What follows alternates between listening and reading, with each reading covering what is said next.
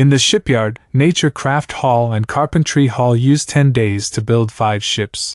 Everyone installed the 15 pill furnaces that Qin Mu had forged and connected them to the bronze beasts. Qin Mu did minor adjustments to the blueprints of the flying ships and changed some layout. Every ship needed to have 3 pill furnaces installed.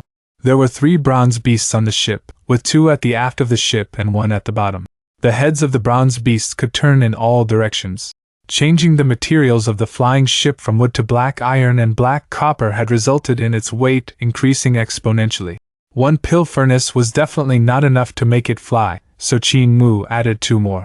Besides that, another bronze beast that could spew fire was added to the bottom of the ship, which could make it less shaky when taking off and landing. There were 3 big and 2 small ships among the 5 iron shell ships. Even though they were small, they were complete in every detail. All of the guest rooms in the hold of the smaller ships also had everything that was needed. Qin Mu made his men paint wood grains on the 5 ships so that they would look like 5 wooden flying ships. This was so they wouldn't be universally shocking. Fan Yuxiao was abnormally excited and kept walking to and fro around the 5 ships. "Cult Master, which ship is mine?" Qin Mu pointed at the smaller ship and Fan Yuxiao's expression instantly turned ugly. "Can I get a bigger ship?" "Big ships are used for transporting soldiers and fighting in war. Their speed ain't as great as that of the smaller one," Qin Mu explained. "If you want to continue being a fire bandit, it's best for you to choose the small one. If you want the big one, you can use it to ferry passengers. However, big ship consumes more medicinal stones, and you might not earn enough from ship fares to buy them in times of peace." Fan Yuxiao hesitated for a moment. "In that case, I shall choose the small ship." "What are you going to use the other small ship?" Even though it was a small ship, it wasn't really that small. It was 30 yards long, 10 yards wide, 15 yards tall, and able to ferry around 20-30 people. Qin Mu had made the disciples of Heavenly Devil Cult change their clothing before driving the 3 big ships out. He then sent the smaller ship to Imperial College while saying, "It's almost New Year's, this smaller ship will be my mode of transport. Incense Master Fan, you have already entered the Bandit Hall of our sacred cult. Bandit Hall is part of our sacred cult, so I won't say anything more. It's a way of living for our cult's disciples after all. You can plunder people's riches, but you can't take their lives nor rape them. I was from Dao sect, and even though I was chased out by old Dao Master, we fire bandits never take people's lives nor do we ever rape them. Don't worry, there are 360 trades and each trade has its own master. I will definitely do my best and not let down Cult Master's great hopes for me." Qin Mu was flabbergasted. He only waved his hand after quite some time while looking at Fan Yuxiao boarding the small ship with excitement. More than a dozen fire bandits were pushing the ship out of the factory using the wooden rails with all of their strength. The snow outside had already stopped, but with the cold weather, there were few people in the shipyard. Fan Yuxiao shouted, "Light up the furnace, we're taking off! This ship will be our new cloud-chasing pirate ship. We're no longer turning good, fly the flag of our fire bandits. What's outside is the sky and countless riches." The iron shell ship slowly rose, its speed gradually increasing. When the ship suddenly broke through the air, Qin Mu could hear the fire bandits crying out, "So cold, so cold! Boss Fan, don't stand on the deck, come in to get warm." Qin Mu saw them off before returning. He then brought the Dragon Qilin, Hulinger, and Dutian Devil King back to the capital. Lots of snow had fallen a couple days ago, so even though it had stopped, the sky was still filled with gloomy dark clouds. No sunlight could be seen as cold wind raged on, freezing everything it found. "It's been 10 days since we saw the sun," Hulinger said as she looked up at the sky. She couldn't sit still in the factory and frequently ran outside. Qin Mu was slightly stunned. "There has been no sun for the past 10 days? It seemed like the snow was quite heavy, but why didn't the sun come out even after the snow had stopped?" He didn't think too much about it. Now that it was getting closer and closer to New Year's, there was also some flavor of it in the capital as everything was decorated with lanterns and colored banners. Qin Mu walked into the city only to see flying ships going up into the sky. Besides the soldiers on the ships, there were also some ministers of the imperial court. He wondered why they were going up. "It doesn't seem like they're going to war." Qin Mu raised his head but only saw the dozen flying ships going higher and higher. They headed up above instead of any horizontal direction, and he was left bewildered. He returned to Imperial College and saw many scholars discussing New Year's. No one was talking about why the ministers had flown into the clouds. There were also some scholars discussing about the flying ship that had docked in front of scholars' residence. I wonder which rich son actually got a flying ship as a mode of transport. The next day, the sky was still gloomy.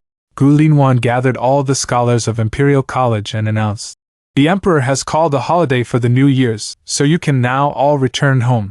The entire mountain erupted in cheers. Qin Mu raised his head and saw a couple more flying ships rising into the sky, towards a higher altitude. Meanwhile, cloud-chasing pirate ship, Fan Yuxiao stood at the bow while trembling and picking the icicle hanging from his nose as he looked down. "Second brother, where are we now?" A fire bandit looked down and distinguished the terrain before saying, "We have already reached Li River." "Why is snowing over Li River as well?" Fan Yuxiao was astonished. Pointing at the mountains blanketed in white, he said, "That's not right. Li River is situated at the southernmost border of the southern borders. Even when it's heavy winter, it would usually be bare. Why has the snow covered even this place this year?" Most of the fire bandits came up from the hold of the ship and looked down, clicking their tongues in wonder.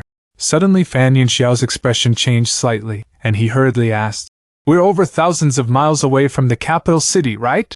Yet have any of you seen the sun?" The dozen of bandits looked at one another, and all shook their heads.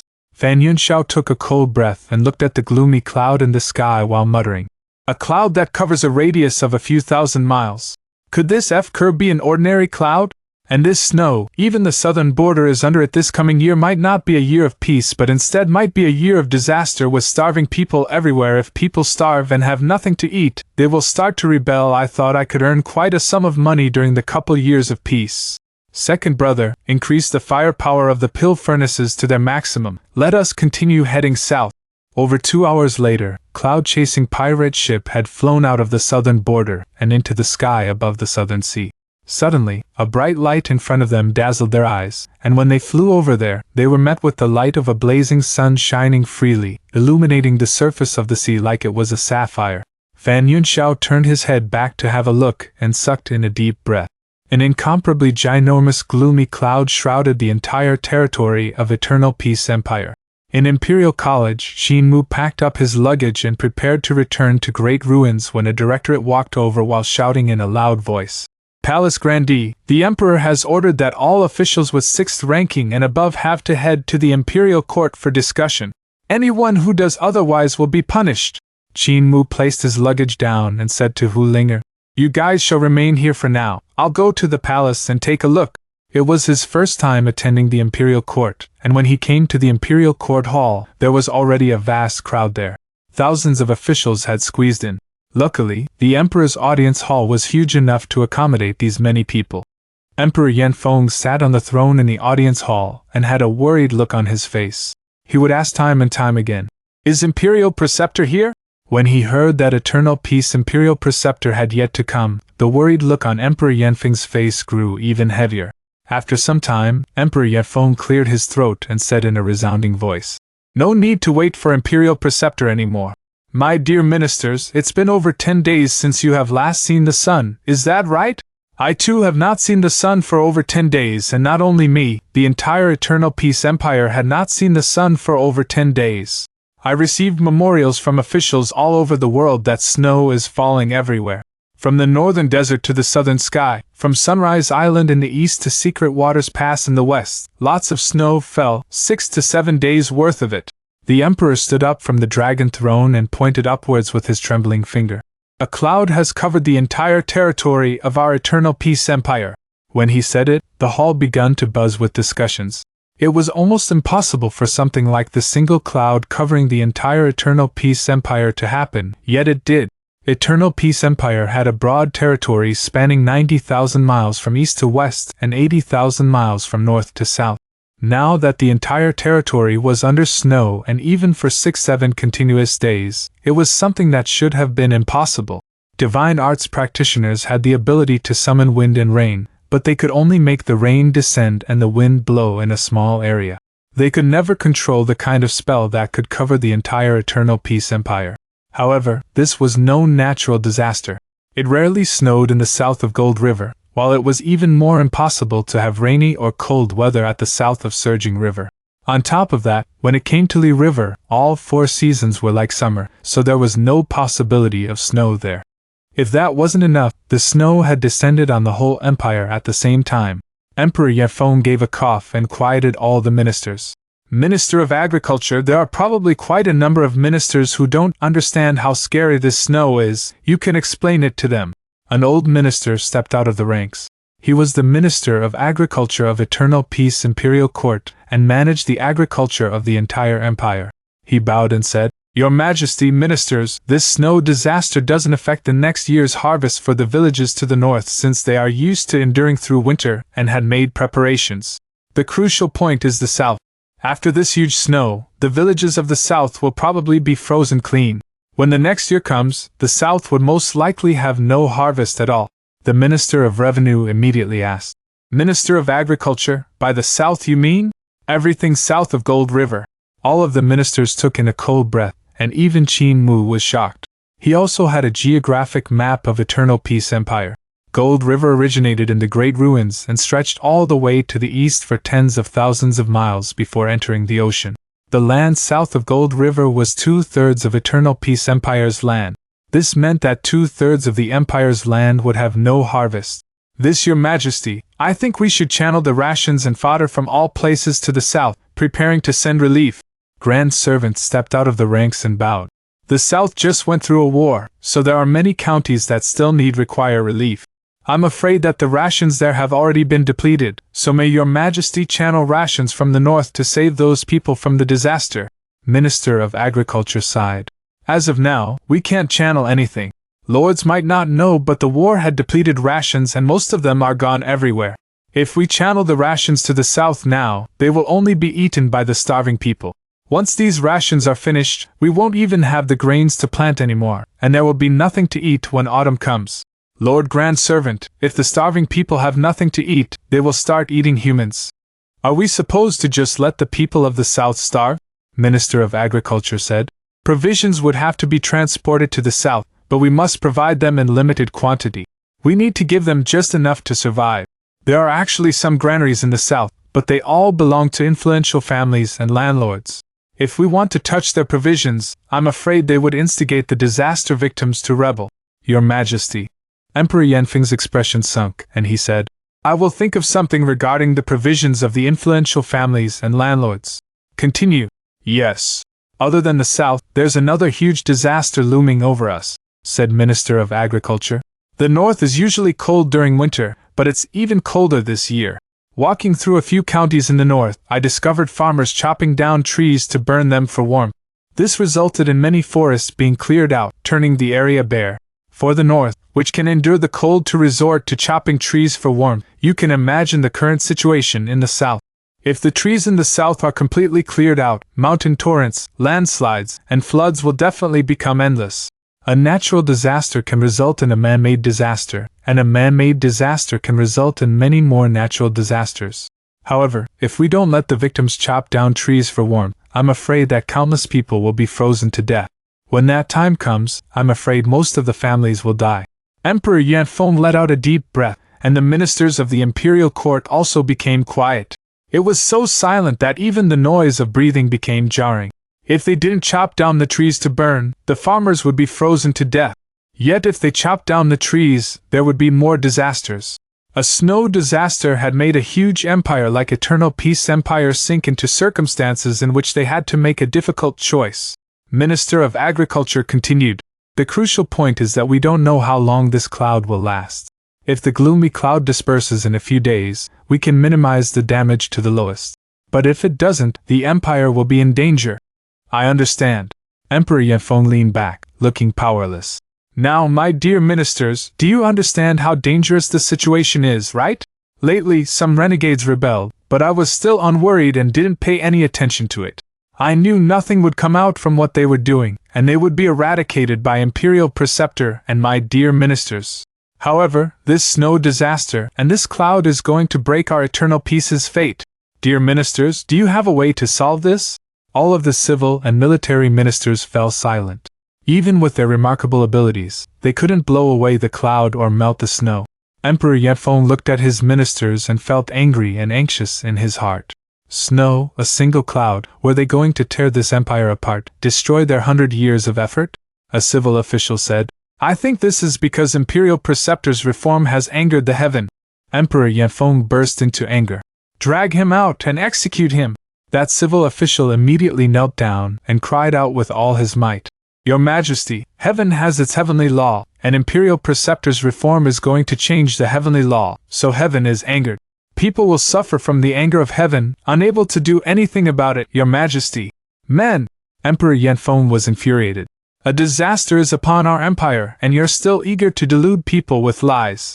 If he's not executed now, will I have to do it myself? The guards inside the emperor's audience hall dragged that civil official away. The cries of the man gradually moved farther away. Emperor Yanfeng paced around anxiously, suppressing his anger. I want ministers that are able to work and are not useless puppets that only know how to slander. This reform is what I want and not what Imperial Preceptor wants. If heaven is angered, then it should be angry at me and make me suffer. Imperial Preceptor is a capable minister. Not to say 500 years, it is even rare to find someone like him within 1 to 2,000 years. You all shall think of a solution for me.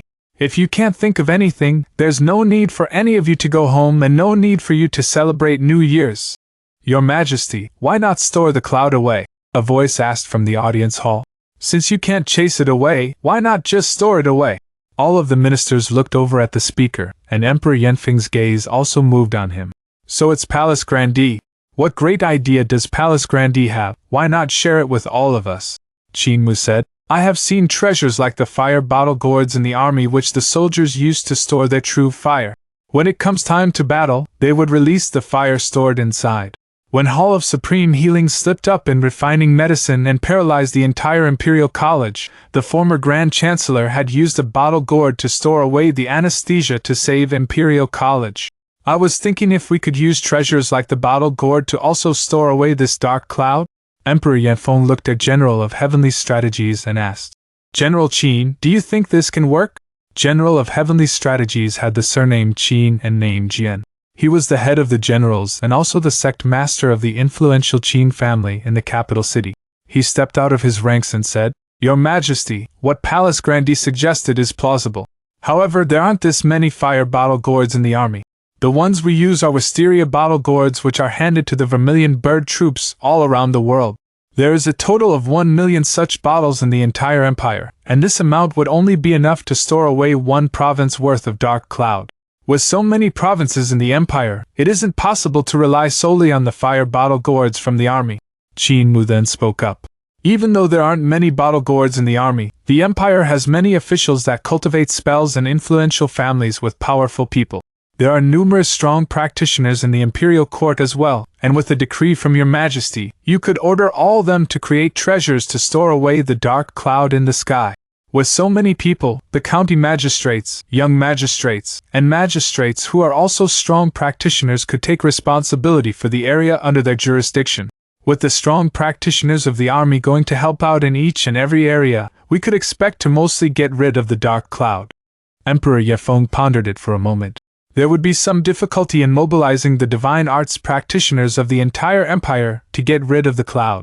There are some wandering divine arts practitioners in the martial world who don't listen to the orders of the imperial court.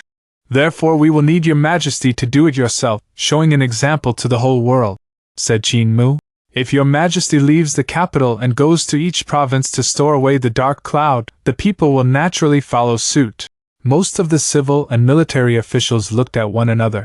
If the emperor left the capital to store away the dark cloud, the remnants of the sects would probably take advantage of this to assassinate him, since their rebellion had just been quelled. Eternal Peace Imperial Preceptor went to great ruins for battle and got ambushed, which resulted in him returning in failure. If the emperor was to leave the capital, he would definitely have to suffer all kinds of assassination attempts.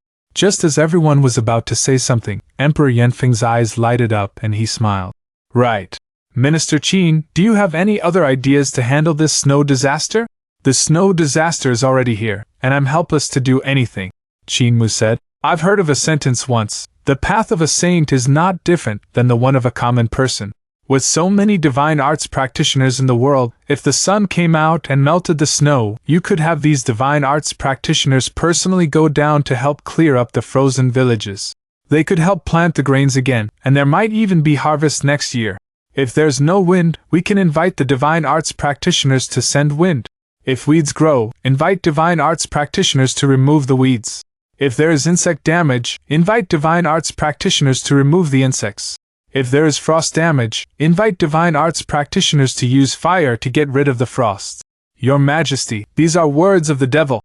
A civil official stepped out from the ranks while trembling with anger. Your Majesty, what Palace Grandee said are words of the devil. This would damage the country and hurt the people. He should be executed on the spot. Emperor Yefeng smiled. His sentences were very correct, so why are they words of the devil? Those aren't words that would damage the country and hurt the people, but instead they are good words that would heal the country and save the people. Your position is revoked. Go home and reflect on yourself. Minister Qin, what other good strategies do you have? Qin Mu pondered and said, Your Majesty can also make Minister of Sky Supervision watch the weather of all area. During flood years, we can store the rainwater into spirit treasures like the bottle gourds. During years of hurricane, we can store the winds inside spirit treasures. We can store tornadoes, hails, lightning, all of them for our own usage. If we meet with years of drought, we can release the rain, and if we fight with other countries, we can release the hails, snow, lightning, and tornadoes. This way, we could deal with our own weather and attack the enemy countries. The snow disaster just now came close to destroying such a glorious empire like eternal peace, so if this kind of meteorological divine art was used on an enemy country, which one would be able to withstand it? Your Majesty, controlling the meteorology is defying the heavenly laws. These are words of the devil. Another civil official stepped out of the ranks and kowtowed repeatedly until his head bled. These are words of a true devil and will really destroy our empire. Your Majesty, please quickly kill this demon of the devil path. You're removed from your position. Emperor Yefeng waved his hand and smiled. If you don't have any ideas, don't spout rubbish and slander Palace Grandee. What's the point of me giving you a high salary every month?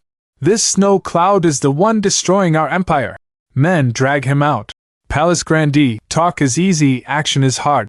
You shall follow me for the disaster relief. Qin Mu hesitated and said with embarrassment, I still have to go home for New Year's. I can recommend some people who could help Your Majesty. Emperor Yanfeng laughed out loud and felt that the dark cloud which had shrouded his heart had dispersed. He waved his hand.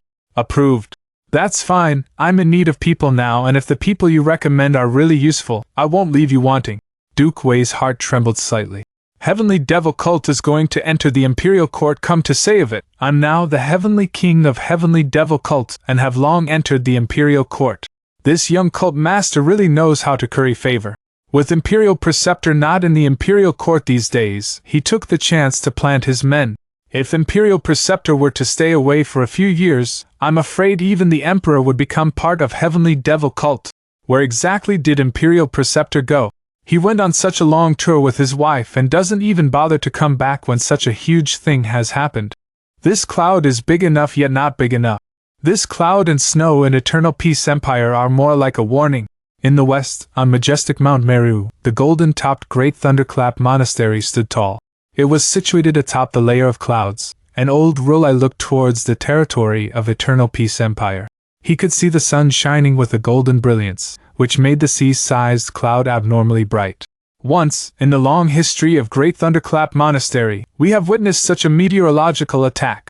Below old Rulai's seat, the numerous bodhisattvas, venerables, arhats stood in great numbers and listened to his words. That meteorological attack was even larger than this one. It came with heavy snow and a similar dark cloud. The people had no way to make a living, which resulted in natural disasters year after year, and only God knows how many people died. Venerable Ku, go and fetch the Emptiness Era Morning Emperor scriptures from the depository of Buddhist texts and flip it to the 1367th page. A monk with a worried frown stood up and went away. After a moment, this Venerable Ku carried over a thick scripture and flipped to the page which old Rulai had mentioned. Emptiness Era, Morning Emperor Year 6420, changes in the meteorological phenomenon. Snow fell for 30 days, cloud covered 80,000 miles, no sun could be seen. Starving people were everywhere, bandits rose in all places, and Morning Emperor ordered the gods and dragon kings to get rid of them. Morning Emperor year 6430, meteors descended from the sky. Meteor shower was like a flood, volcanoes erupted in tens of thousands, the earth trembled, and 1,000 of fissures opened up, drying up the rivers. The ocean was empty. The next year, the sun disappeared, there was no light from the two heavenly bodies. Behind old Rolai, the hearts of Teacher Pur and the rest trembled heavily as they cried out, "Rolai, this is great ruins!" Old Rolai turned his head back and looked towards the vast uncivilized territory behind Mount Meru. This ancient scroll records the last moments of the divine kingdom of great ruins. The heavy snow and the dark cloud were merely the first warnings. However, the warning now is much earlier than I expected. Earlier and lighter. It seems like Eternal Peace Empire's doings have caught the eyes of the ones above. Teacher Pur, True Lord Tian, and the rest were blown back, and they muttered, "Great ruins." If the Emperor wants to quell this disaster, the only way is to stop the reform immediately and surrender himself, begging forgiveness from heaven and his people. Old Rolai looked away with a deep gaze. Otherwise, this snow disaster will only be the start. There would be even more terrifying meteorological phenomenon following after. And they will no longer be just snow and a dark cloud. They'll consist of meteor showers, volcano eruptions, dried up rivers and oceans, the vanishing of the sun and the moon. This is the wrath of heaven, the anger of heaven that the people have to bear. This is too much. Rolai, Eternal Peace Crown Prince, has sent a person to seek an audience with you. Old Rolai was slightly stunned, then he smiled. This Highness has still come to find me. Invite him forward. At your command. Old Rolai smiled at the monks surrounding him and said, His Highness is quite extraordinary, and he might even be the savior of the world. The Emperor might be obstinately clinging to his course, but the Crown Prince is not the same. His envoy should be worth meeting. Dao Sek's Kunlun Jade Void Mountain was called Jade Void Paradise, and was like a world unto itself. The 4 seasons on the mountain were like spring and seemed like a sacred ground for immortals. It was no inferior to Mount Meru. The cloud covering eternal peace is a serious yet not overly dangerous warning. It is much more trivial compared to the destruction of great ruins. Old Dao Master said to the Taoists of Dao sect with a speed that was neither too fast nor too slow. Our Dao sect was against Eternal Peace Empire's reform, not for our own personal gain, but for the Dao. That reform ruined too many rules and too many principles, so it was destined to fail. It's a pity Eternal Peace Imperial Preceptor's knowledge was too shallow, and he didn't understand the great terror that would descend. His gaze was deep, but he had an air of calmness as he said slowly. Back then, when Eternal Peace Imperial Preceptor was still young, he had come to Dao sect to meet me. I could see that he was out of the ordinary and had high expectations for him, so I had allowed him to browse through the legacy scriptures of our Dao sect, hoping he would have success in the future.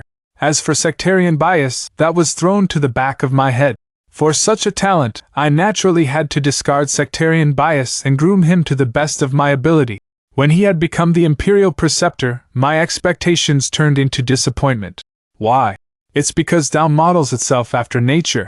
Most of the experts of Dao sect sat and listened quietly. Dao models itself after nature, so we Taoists can summon the wind and the rain, but we can't change the wind and the rain, nor can we change the nature and the great Dao. I actually had no prejudice against Heavenly Devil Cult. On the contrary, I still admire some of its doings. However, our paths are different. Why so? Dao Master shook his head. Dao originates from nature, yet Heavenly Devil Cult wants to use the Dao to change the nature.